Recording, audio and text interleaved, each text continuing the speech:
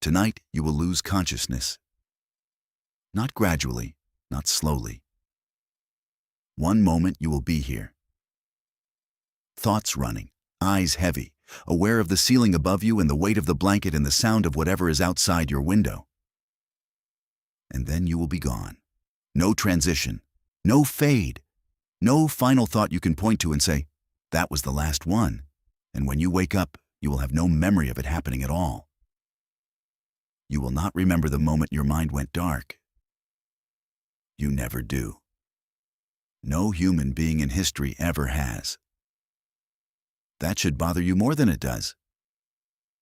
Sleep science has existed for almost a century. We have mapped the stages. We have named the waves. We have wired people to machines that can read the electrical activity of a sleeping brain in real time. And we still cannot tell you, with any precision, what happens in the seconds between awake and asleep. Not because we haven't tried, because every time we get close, the thing we are trying to observe disappears. This is not a metaphor. It is a literal methodological problem that has frustrated neuroscientists for decades. The electrical signature of a mind that is processing, reacting, thinking. If you looked at a readout of your brain activity right now, it would look like chaos as you begin to relax, lying down, eyes closed, body still. Those beta waves slow. They transition into alpha waves. This is the drowsy state. You are still conscious. You can still hear the room around you. And then something happens. The alpha waves begin to slow further. They become theta waves, and somewhere inside that transition, you stop being here. The exact moment, the loss of consciousness, has never been captured. Not cleanly, not in a way that satisfies the people looking for it, because by the time the instruments register it, you are already gone. In 2016, neuroscientists at the University of Wisconsin published a study that tried to get closer to this problem than anyone had before. They used a technique called transcranial magnetic stimulation, a device that can send a precise pulse of magnetic energy into a specific region of the brain and measure how the rest of the brain responds. In a fully awake brain, that pulse travels. It ripples outward through connected regions. The brain responds like a complex system. The stimulation in one area triggers activity in others. The response is rich, complicated. The whole brain is talking. A deeply sleeping brain, something different happens. The pulse lands, it creates a local response, and then it stops. The signal doesn't travel. The ripple dies immediately. The rest of the brain stays silent. It is as if the sleeping brain has been divided into isolated islands, each region locked inside itself. The connections that make the brain a unified system are somehow switched off. The lead researcher, Giulio Tononi, had spent his career developing what he called integrated information theory. His argument was that consciousness is not a thing located somewhere in the brain. It is a property of how much the brain's regions are communicating with each other. And what the TMS experiment showed was that in sleep, that communication collapses. Not slowly, not partially. It collapses the moment you go under. The brain that is you, the integrated, communicating, unified system that produces the experience of being a person, simply stops integrating. The islands stop talking, and the you that depends on that conversation ceases to exist. Until morning, when somehow, without any instruction, the conversation starts again. What starts it? What stops it? And why, in the moment of stopping, is there no experience of stopping? That is where it gets strange. There is a phenomenon called hypnic jerk. You have felt it. Almost every human being has. You are falling asleep, right at the edge, in that heavy, drowsy state where the world is starting to blur. And suddenly, your entire body convulses. Your leg kicks. Your arm flies out. Your heart lurches. You gasp, and you are instantly, completely awake. For a fraction of a second, some people report a sensation of falling, or a flash of imagery, a stumble, a step off a curb, a sudden drop. Scientists have several theories about why this happens.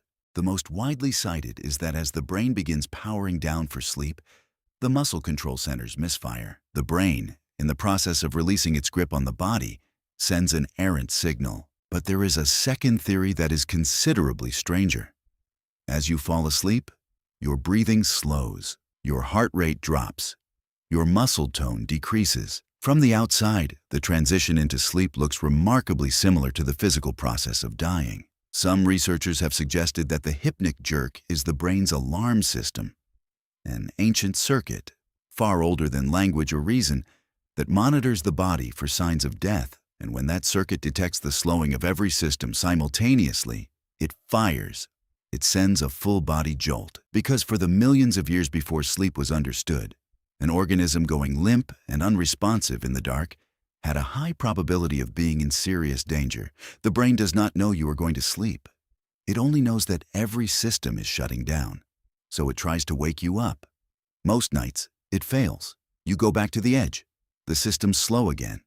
The alarm fires again, more weakly this time. You don't feel it, and then you're gone. But the fact that the alarm exists, the fact that your brain interprets your own sleep as a potential emergency, suggests something about how thin the line actually is. Now here is the part that neuroscience cannot fully explain. You don't remember falling asleep. Not tonight. Not any night. Not once in your life. This is not because you were unconscious before you could form the memory. It is stranger than that. In the final minutes before sleep, you are still conscious.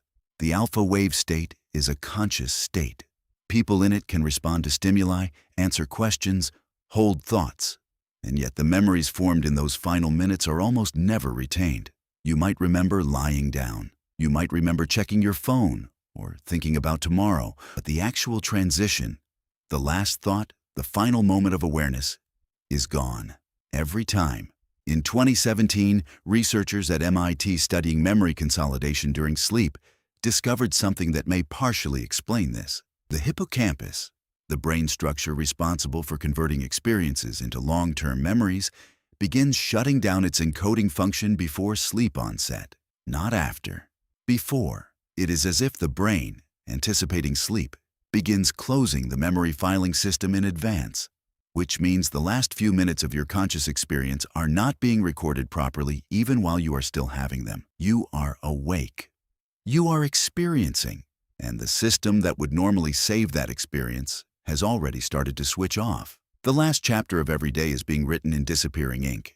This raises a question that sounds philosophical, but is actually neurological. If you have no memory of the transition, if the recording stops before the experience ends, did you experience it? What does it mean to be conscious of something that leaves no trace? There is one more piece to this, and it is the one that stays with you. In the moments just before full sleep, in the theta wave state, right at the border, many people report something that science has only recently begun to study seriously. Hallucinations, not dreams. Dreams happen in REM sleep, which comes later, usually 90 minutes after sleep onset. These are something else. They are called hypnagogic hallucinations, and they are extraordinarily common, estimated to occur in roughly 70% of the population, though most people forget them almost immediately.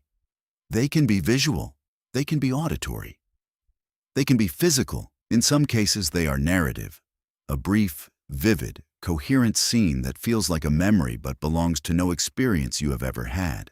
Thomas Edison reportedly kept a cot in his laboratory specifically so he could nap and catch himself in the hypnagogic state. He believed that was where his best ideas came from, in the border territory between waking and sleep, where the brain's normal editorial filters were lowering, but the mind was still technically active. Edgar Allan Poe wrote about it. Mary Shelley credited a hypnagogic vision with giving her the image that became Frankenstein. What is actually happening in that state, neurologically, is still debated. The best current understanding is this. As the brain transitions into sleep, different regions power down at different rates, and as the higher cognitive regions, the ones responsible for reality checking, for distinguishing internal from external, for maintaining the narrative of self, begin to shut down first, the sensory regions keep firing. Without the editor, without the filter, without the part of the brain that says, this is not real. What you experience in those final moments is your own brain generating perception without the governor that normally tells you what is and is not there. You are briefly in a state where the boundary between real and constructed does not exist. And then that state ends. The whole system goes dark. The memory of it is erased almost immediately, and you wake up 8 hours later with no knowledge that any of it happened. Every night of your life, you perform an act that has no parallel in waking experience. You surrender consciousness entirely. You do not do this by choice, exactly. You cannot choose not to sleep. The brain will eventually take it whether you agree or not. People who have been kept awake for 11 days begin to hallucinate, to lose coherent thought, to experience organ failure. Sleep deprivation beyond 2 weeks is fatal. Your brain will have consciousness on its own schedule, regardless of what you want. There is a reason philosophers have compared sleep to death for thousands of years. The Stoics did it. The ancient Greeks called sleep the brother of death. In every major culture across human history, the experience of going to sleep has been understood as a small rehearsal for something final, because the structure is the same. You are here, and then you are not. And then, in the morning, or in whatever comes next, something starts again that believes it is continuous with what came before. In sleep, that continuity is real. You wake up. The memories are there. The person who went to sleep and the person who woke up share a brain, a body, a history. But the moment of transition belongs to neither of them. It happened to no one. Neuroscience can tell you what the brain waves were doing. It can tell you that the hippocampus began shutting down the recording function before you went under. It can tell you about the integrated information collapsing, about the islands of isolated neural activity, about the hypnagogic hallucinations playing on a screen that no one was fully there to watch. What it cannot tell you is what it is like to be the thing that stops. Because nothing that has stopped has ever been able to say, tonight, you will close your eyes. The thoughts will slow. The alpha waves will give way to theta. The hippocampus will close the file. And you will be gone. You will not feel it. You never do. Tomorrow, when you wake up, you will remember everything except the one moment that makes the rest of it possible. The brain erases it every time, maybe because it has to, or maybe because some things are not meant to be witnessed.